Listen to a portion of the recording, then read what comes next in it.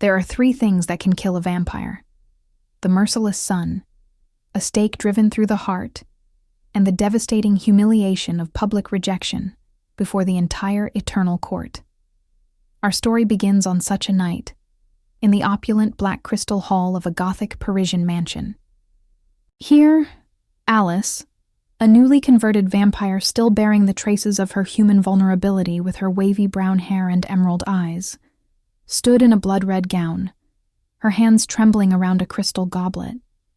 It was the ceremony of eternal vow, the sacred moment when a vampire declared their chosen companion for all eternity. Thomas, appearing to be in his late 20s but carrying the weight of 340 years, the noble vampire of the Nightshade lineage with his ice-gray eyes and a sharply defined jaw, stood at the black marble altar. Yet, his gaze was not on Alice. It was fixed on Isabella, daughter of Master Vampire Valerian and leader of the powerful Crimson Clan, who watched from the front row. Then, Thomas's voice, cold and sharp, echoed through the vast hall as he addressed Alice directly, declaring that before the elders and the eternal court, he rejected her as his companion, and their bond was irrevocably broken. The sound of Alice's crystal goblet slipping from her grasp and shattering on the marble floor punctuated his cruel words. Just 6 months prior, Alice had been human, a curator in a bustling Parisian art museum. Her life, ordinary and full of light, was brutally interrupted when a rogue vampire attacked her. Thomas, witnessing her demise, had made an impulsive decision. He held her dying form, murmuring an apology for what he was about to do, unable to let her perish. He converted her, binding their destinies together. For those 6 fleeting months of her transition, love blossomed between them.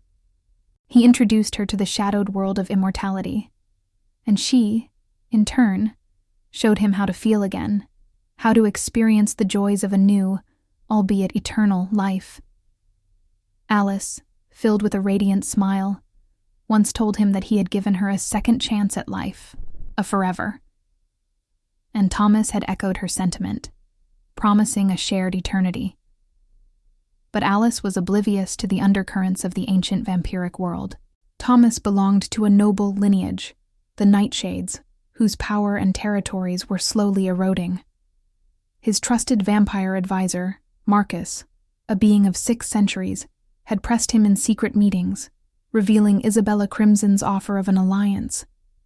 Marcus had explained that binding with Isabella would bring armies, territories, and access to the venerated Council of Elders. Thomas had argued that he was already committed to Alice. Yet, Marcus had dismissed Alice as a mere human convert, possessing weak blood and no lineage, one who would never develop true powers. Isabella, on the other hand, was pure-blooded for 5 centuries, a strategic asset. Back in the ceremony, Thomas's words of rejection tore through Alice, physically manifesting as the vampiric bond splintered. She reeled, black veins surfacing on her neck, a raw symbol of her broken connection. She choked out a question, asking why he had done this, reminding him of his promise of eternity. Thomas, his gaze still averted, stated that he had made a mistake, that she was merely an impulse, and Isabella was strategy. Isabella, rising from her seat, offered a cruel, pitying smile, mocking Alice for believing 6 months could erase 340 years of Thomas's existence, labeling her a mere immortal child. Laughter filled the court, each echo a stab in Alice's heart. Elder Lucian, the leader of the court, pronounced Alice Thornwood, without bond or clan, as dispossessed and gave her 24 hours to leave Paris. Alice met Thomas's eyes one last time, seeing a flicker of guilt or remorse, but he remained silent. Her voice, though low, carried through the preternaturally sharp ears of the vampires, as she vowed that Thomas Nightshade would come to know a version of her that would make him beg for forgiveness. The entire hall fell silent. The temerity of a clanless vampire swearing revenge was unprecedented. Alice exited the mansion into the Parisian rain, her vampiric speed useless against the emotional void. She walked aimlessly, catching a glimpse of her reflection in a shop window and wondering who she was now. A mysterious message then appeared on her phone from an unknown number, stating that her blood was not weak, but carried something unknown to them. It urged her to come to Prague, to Draconov Castle, where the Court of the Forgotten awaited, signed simply V. Alice looked towards Notre Dame in the distance. She then flung the necklace Thomas had given her into the Seine, brutally cut her hair short with a knife, and burned their photograph. It is said that vampires do not cry, but on the night Alice died for the second time, even the heavens wept. She vanished into a mist of black ravens, disappearing. 2 months later, Alice found herself in Prague, entering a medieval Gothic castle that seemed to exist outside of maps. This was the Court of the Forgotten, a sanctuary for vampires who had been rejected, exiled, or banished. Victoria, a 1,200-year-old vampire with platinum white hair and piercing red eyes, the queen of this court, greeted Alice by name, acknowledging her as the girl Thomas Nightshade had discarded, and offering a chilling welcome. Alice, startled, questioned how Victoria knew her. Victoria explained that the humiliation of a rejected convert had become gossip among all the clans of Europe. Alice was, in a way, famous.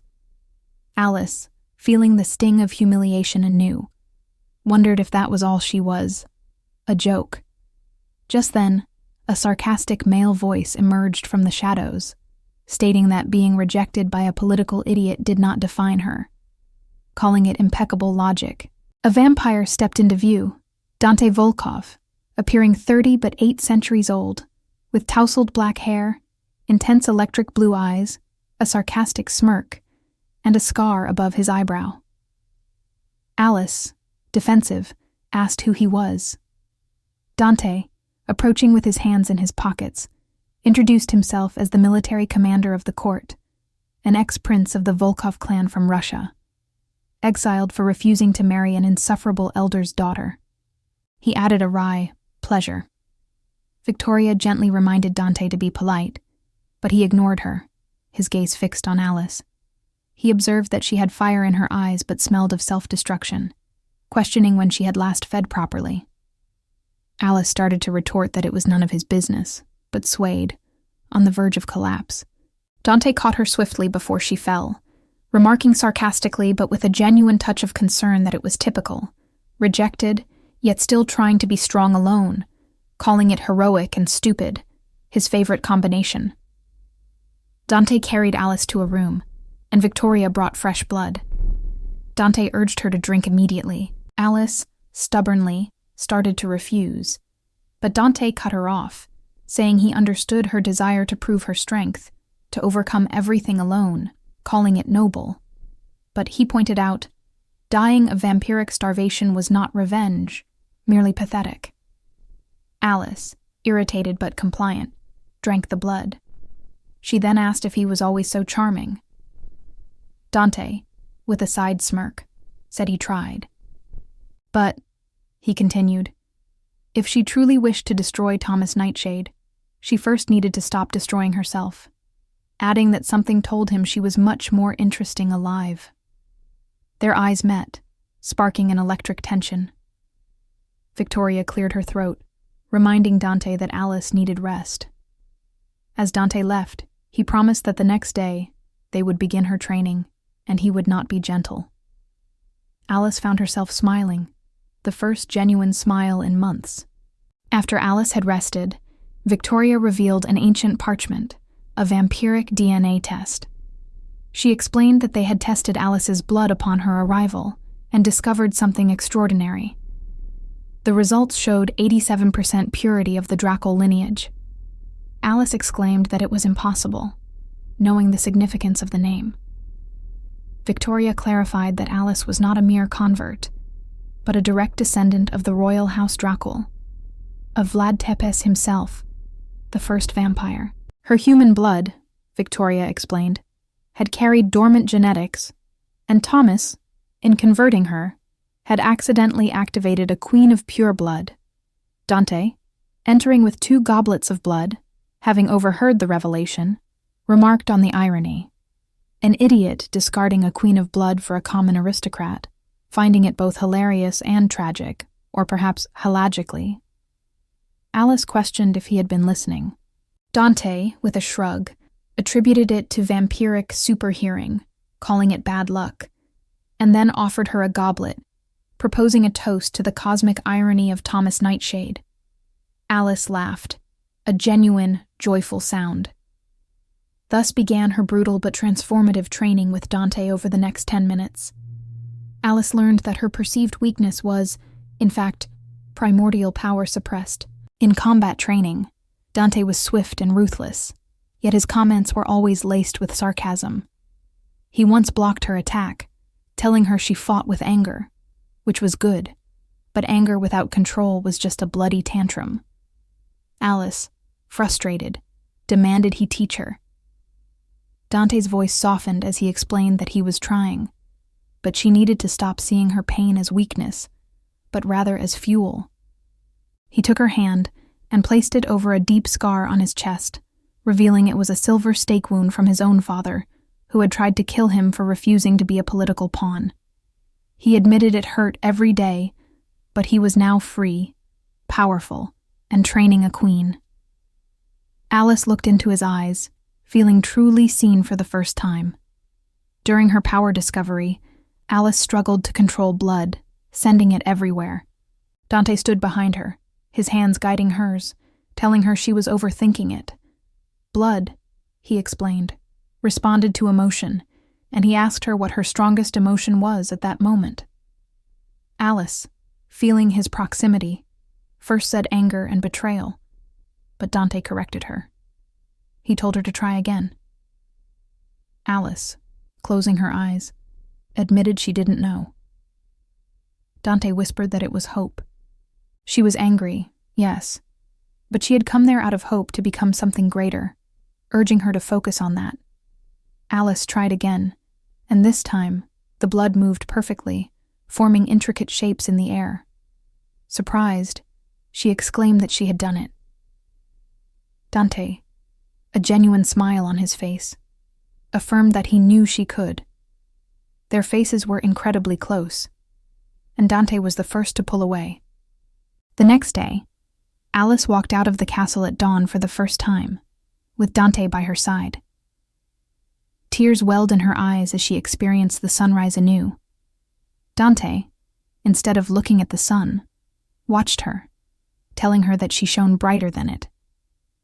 Alice looked at him, touched, but Dante, returning to his sarcastic self to ease the tension, asked if he had sounded cheesy, declaring it to be so, and asking her to forget he said it. Alice laughed, calling him impossible. He simply stated it was a talent. During their nightly rooftop conversations, Alice questioned if he truly missed his family or clan. Dante replied that a family that treated one as property was not family but a prison, and he had chosen freedom. He then asked if she still thought of Thomas. Alice honestly admitted that she did every day, and hated herself for it. Dante assured her it was normal. The first love, the first betrayal, always left a mark. But, he added, looking at her, Thomas didn't deserve her thoughts, and definitely didn't deserve her. Alice, asking how he could be so sure, was met with Dante's side smirk. He explained that in 2 months, he had known her better than Thomas had in 6, that he saw a queen where Thomas saw a tool, and then he hesitated, trailing off. Alice pressed him, but Dante stood up, stating that her training wasn't over, and that tomorrow she would drink from the Dracal chalice. He left, leaving Alice confused and intrigued.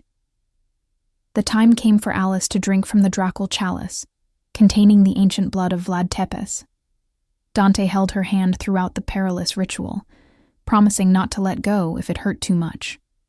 Alice drank, her body convulsing, and she squeezed Dante's hand with superhuman strength. He endured it without a complaint. When she opened her eyes, they glowed a brilliant red gold. Alice, breathless, realized he had stayed the whole time. Dante simply said he had promised. Victoria, emotional, declared Alice the Herdera Dracul. Dante was still holding Alice's hand, and they both noticed and released each other. But a significant moment hung between them.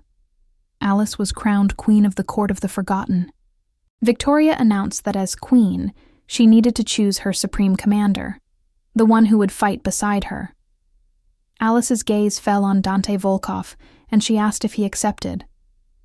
Dante, kneeling with a sarcastic grin, said he thought she would never ask.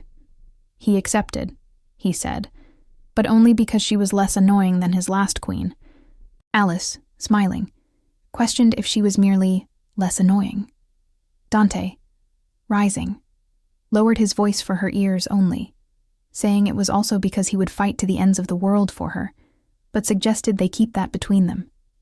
He kissed her hand, but their eyes met, and the tension was palpable. In preparation for the Vienna ball, Dante helped Alice. He commented that when Thomas saw her, he would regret it for eternity. Alice confirmed that was the plan. Dante then hesitated, asking what if Thomas begged for her back. Alice, noticing the vulnerability in his question, inquired about his reasoning. Dante, avoiding her gaze, claimed it was tactical curiosity. As her commander, he needed to be prepared for all variables. Alice approached him, urging him to look at her. When he did, she gently reminded him that Thomas had broken her, and Dante had rebuilt her, and she believed he knew which of the two mattered now. Dante offered a small smile, finding it good to know, and suggested they go destroy Thomas's social life. The caravan then departed for Vienna. The grand ball at Schönbrunn Palace in Vienna was a spectacle.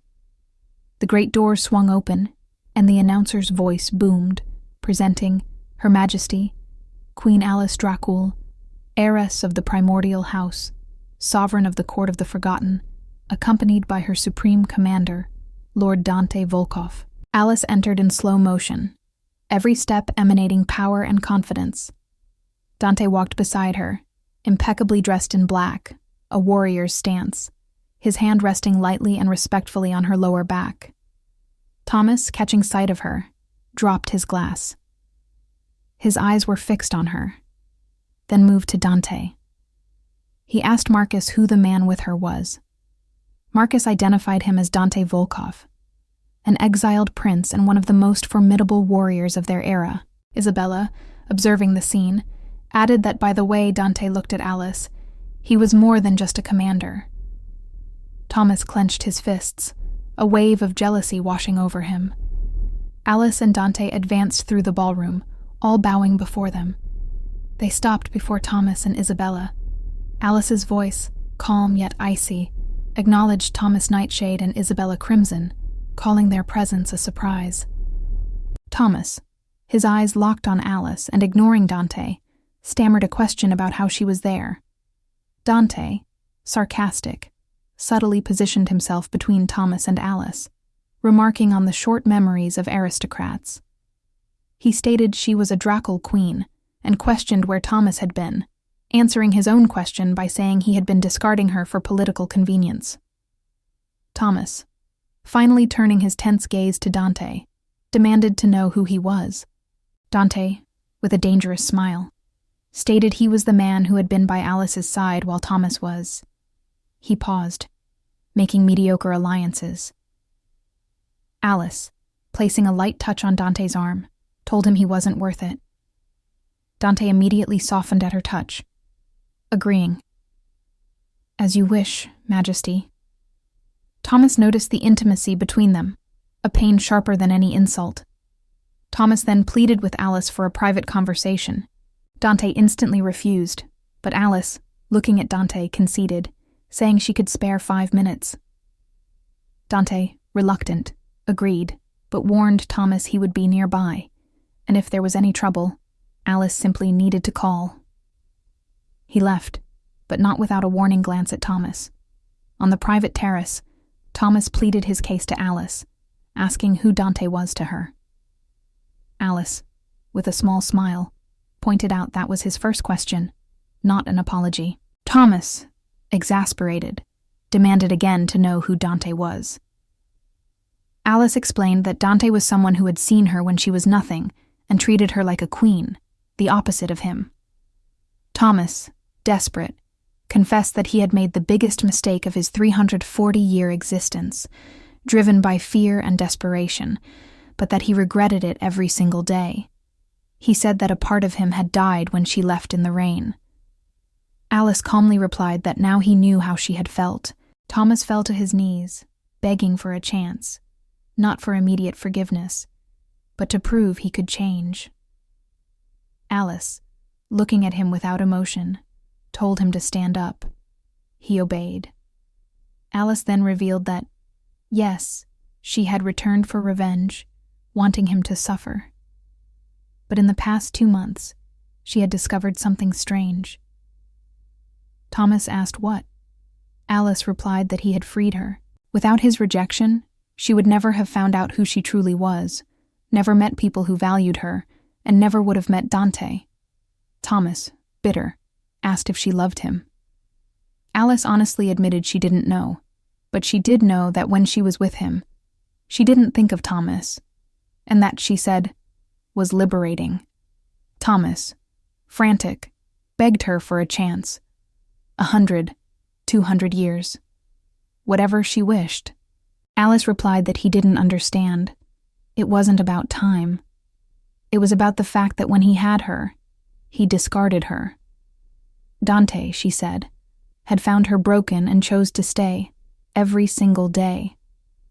That, she concluded, was the difference.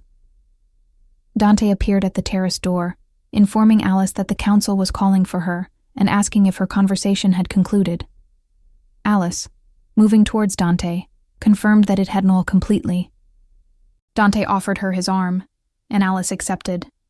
They walked away together, leaving Thomas alone and utterly broken. Alice presented her petition to the council to revoke the Nightshade Crimson Alliance. Throughout her address, Dante stood steadfastly by her side, a silent but potent threat. When Isabella attempted to object, Dante took a step forward, warning her to be cautious with her words. To insult his queen, he said, was to insult the entire court of the Forgotten, and they neither forgot nor forgave. Isabella, intimidated, questioned if Alice was truly his queen. Alice asserted that it was her court, her commander, and her decision. The alliance was swiftly revoked, leaving Thomas politically devastated. Elder Lucien, hesitant, began to acknowledge Alice Dracul and her consort, but Dante interrupted, correcting him by stating he was her commander, for now. He then looked at Alice with a deeper meaning in his eyes, adding, until she decides otherwise. Alice blushed slightly, and the entire court noticed the unspoken connection. After the meeting, a traditional waltz commenced. Dante offered his hand to Alice, inviting her to dance. Alice, surprised, asked if he knew how to waltz. Dante, with a smirk, said he'd learned a few things in 800 years. Their dance was intimate, fluid, and perfect. Alice noted that Thomas was watching. Dante urged her to let him, adding that he wasn't dancing for Thomas to see, but because Alice deserved to be treated like a queen, always had. As they twirled, Alice, her voice soft, asked him what they were. Dante pulled her closer, admitting he didn't know. He knew he should maintain a professional distance, that she was recovering, that it might be too soon. But he also admitted that when he thought of eternity now, he saw her in it. Alice stopped dancing, and though they were in the middle of the ballroom, it felt as if they were alone. She echoed his sentiment. Dante gently touched her face, then suggested they go slow, without pressure, just to see what happened. Alice, smiling, agreed to go slow, adding that for immortals, even slow was fast. Dante laughed, acknowledging her point. They resumed dancing. Across the ballroom, Thomas watched, utterly devastated. Marcus confirmed to Thomas that he had lost her. Thomas simply said he knew. Later, on the palace terrace, Alice stood alone under the stars. Dante approached, asking if she was running from her own party. Alice replied that she was processing.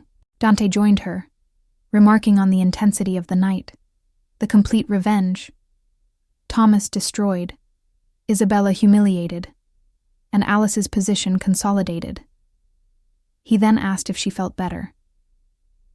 Alice, thoughtful, admitted something strange.